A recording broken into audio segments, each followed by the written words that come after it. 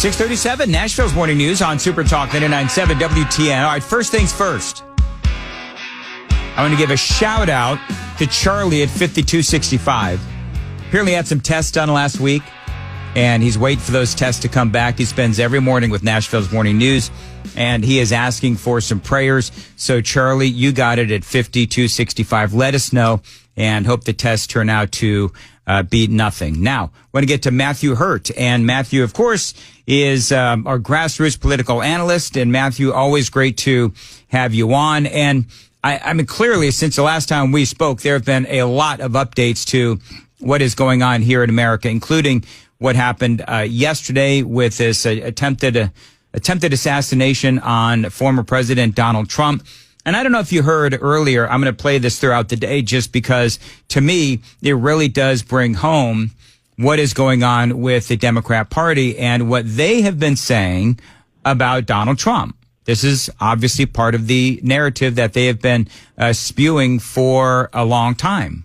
Donald Trump and the MAGA Republicans represent an extremism that threatens the very foundation of our republic. Democracy is on the ballot. Look, are they a threat to democracy? Yes. Donald Trump is an existential threat to our democracy. We cannot allow that to happen again. We cannot allow that to happen again. Dog whistle, perhaps. That is, of course, Joe Biden, Tim Walz, and Kamala Harris. And Matthew Hurtt, first thing I got to ask you is, well, that is the exact same vernacular, the verbiage that the attempted shooter had used on social media. Ryan Routh, what do you think? Dan, this isn't the first time that you and I have talked about these, what you call dog whistles, which I think is pretty accurate. Threat to democracy, existential threat to democracy. We can't allow this to happen. When you say those kinds of things, you elevate the concern for Donald Trump and Republicans to a level that if we were to allow him to be elected, then we would somehow subvert the democratic process. That's the subconscious argument being made for people who don't support Donald Trump, which means they may take elevated risks and responses to preventing that from happening. And so that's what we saw over the weekend. That's what we saw in Butler, Pennsylvania. These kinds of things, attacks on Donald Trump's life, attacks on or dehumanizing Republicans or in particular Donald Trump supporters, all of this is elevated rhetoric that dehumanizes one side or the other, in particular Donald Trump supporters this time and Donald Trump himself. And it is something that is dangerous to our democratic processes. The elevated language from Joe Biden, Kamala Harris, and the Democrats is harmful to our American republic. It is kind of interesting, and I did tweet this out, Matthew, that Republicans and Donald Trump, we're the ones that are supposed to be the threats to democracy, but it's our guy that keeps getting shot at. Yeah, that's the thing that is absolutely surprising, and I just wonder how long this story from the weekend will stay in the news cycle, because the mainstream media and Democratic talking heads and candidates for sure, Joe Biden and Kamala Harris and Tim Walz, wanted to move past the Butler, Pennsylvania shooting as quickly as they could. And it is now a footnote on the Wikipedia page of the 2024 presidential election. But these are serious threats, not only to Donald Trump himself, but to our democratic processes and this election. And it should be taken seriously. Threats against Donald Trump's life are absolutely dangerous as it not only for Donald Trump, but also, again, for this election. I don't want to be a Danny Downer on a Monday, but I mean, I've got to ask. So Butler, now we had what happened yesterday. The rhetoric is not going to slow down. The rhetoric, no doubt, on the left is going to continue. Lester Holt, just for folks who may not have heard this is what Lester Holt said after the assassination attempt. Today's apparent assassination attempt comes amid increasingly fierce rhetoric on the campaign trail itself. Mr. Trump, his running mate J.D. Vance continue to make baseless claims about Haitian immigrants in Ohio. And this was Tim Walz after the assassination attempt. These guys are just weird. That's who they are. So it isn't much else. Don't give them the power. Look, are they a threat to democracy? Yes. Are they going to take our rights away? Yes. Are they going to put people's lives in danger? Yes. Are they going to endanger the planet by not dealing with climate change? Yes. They're going to do all that. I mean, pretty shocking that, I mean, they have not missed a beat. That was Lester Holt. That was Tim Walz. And it's clear that they don't care at this point. They just don't care. And I think probably part of this is because the former president, wasn't actually hit. But it doesn't look like they're going to turn down their rhetoric. Now, Joe Biden, moving on. Joe Biden said something that I thought was kind of interesting.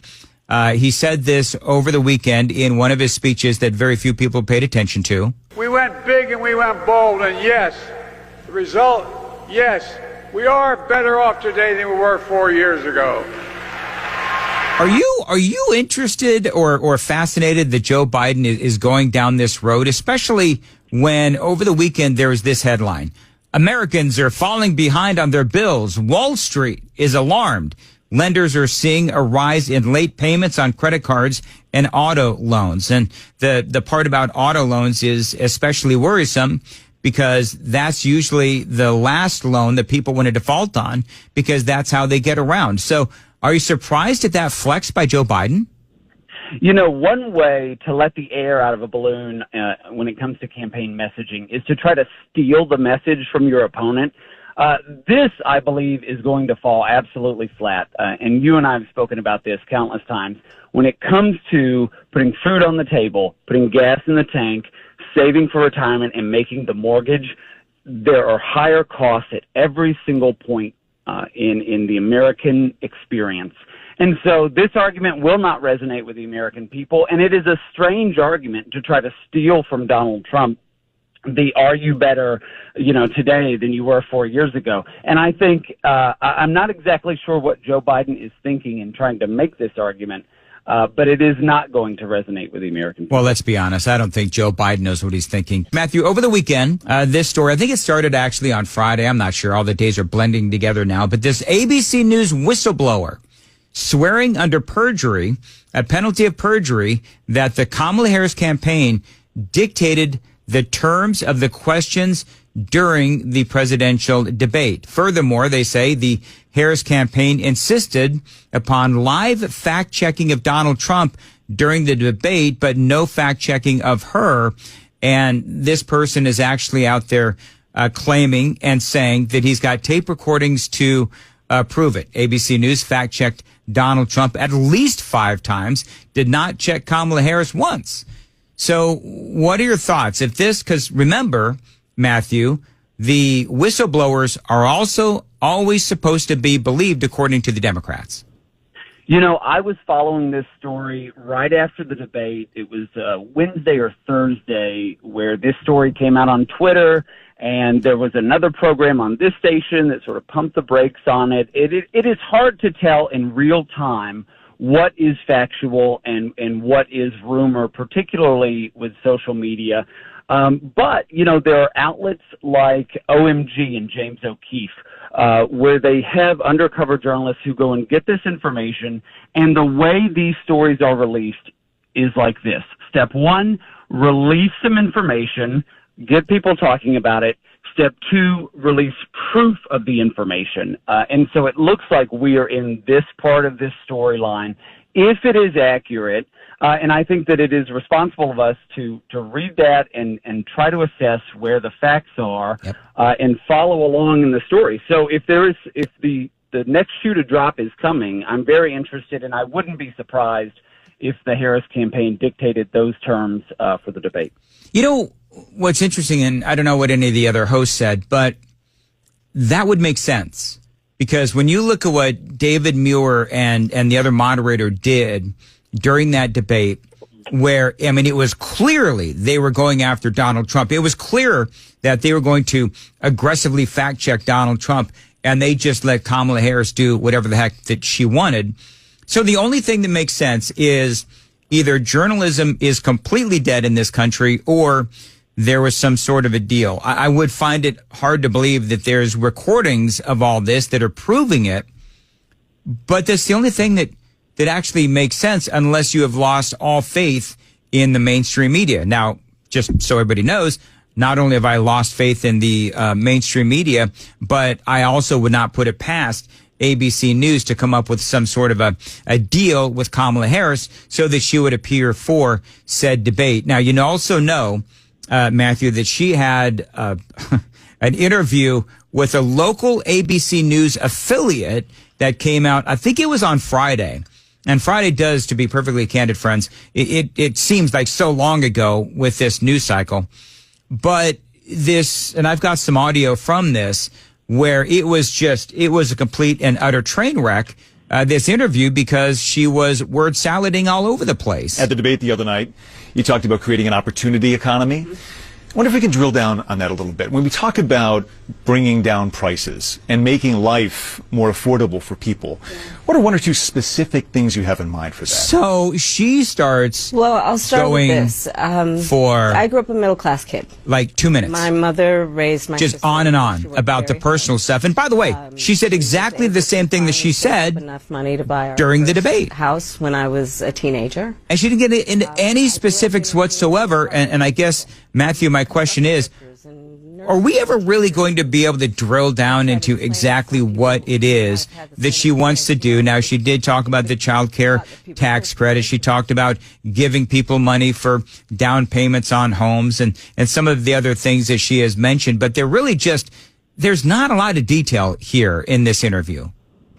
To directly answer your question, Dan, no. And what we're going to see in interviews and what we saw at the debate and what we may see in candid moments on the campaign trail is her dogged sticking to the narrative, sticking to her story. And I don't blame a candidate for crafting a narrative and then answering questions through the lens of that narrative.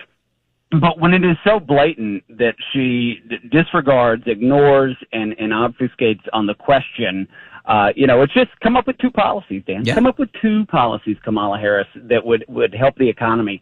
And she does not answer, and we will continue to see this for the next, 54, 55 days.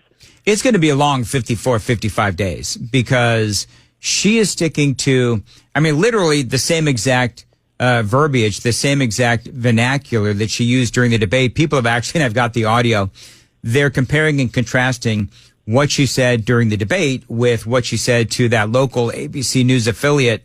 And the intonation is the same. The head nodding is the same. It's exactly the same. And so she's just, I don't know, as everybody keeps saying, she's just a vapid presidential candidate that simply does not have any real ideas. 6:51 on Nashville's Morning News. Very quickly, Matthew Hurtt, what do you see for the next 52 days from Donald Trump? Well, I hope that Donald Trump can continue to make the case to the American people about the issues that are important. J.D. Vance in that Dana Bash interview was, when he attempted to redirect the conversation, I thought that was brilliant and very well done. Score 2 for J.D. Vance against Dana Bash. And I hope that Donald Trump can continue to use his delivery style to connect with the American people. That is the opportunity, an incredibly scripted Kamala Harris that the American people can see through, and a sometimes hard to love but always on point Donald Trump on the campaign trail. I think that's a significant contrast, and it will show the American people the direction that we need to go in this election.